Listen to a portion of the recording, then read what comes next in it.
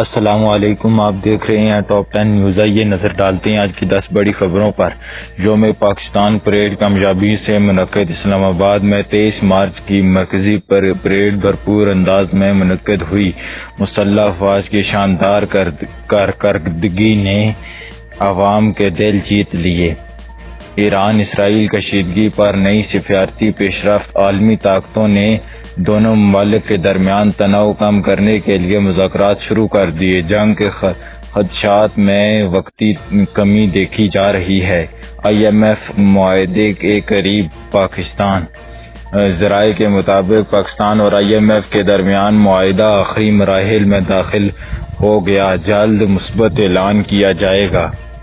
Petroleum کی قیمتوں میں کمی یا اضافہ، اہم فیصلہ آج۔ اوگرا کی سمری پر حکومت آج فیصلہ کرے گی۔ عوام کو ریلیف ملے گا یا مزید بوجھ بڑھنے کا امکان؟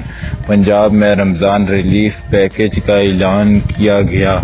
حکومت نے کم آمدنی والے افراد کے لیے بڑا ریلیف پیکیج متعارف کرا دیا۔ سبسڈی کے تحت اشیاء ضروریہ سستی فراہم کی جائیں گی۔ کراچی میں اسٹریٹ کرائم کے خلاف بڑا آپریشن۔ پولیس نے شہر بھر میں جرائم پیشہ عناصر کے خلاف کارروائیاں تیز کر دیں۔ متعدد ملزمان گرفتار۔ اسلحہ برآمد۔ بجلی لوڈ شیڈنگ میں اضافے کا خدشہ۔ ملک میں بجلی کی طلب بڑھنے سے لوڈ شیڈنگ میں اضافہ ہو سکتا ہے۔ ڈالر کی قیمت میں اچانک چڑھاؤ۔ اوپن مارکیٹ میں ڈالر کی قیمت میں تیزی دیکھی جا رہی ہے۔ کاروباری حلقوں میں تشویش پائی جا رہی ہے۔ PSL میں اہم ٹاکرا۔ آج PSL میں دو بڑی ٹیموں کے درمیان میچ کھیلا جائے گا۔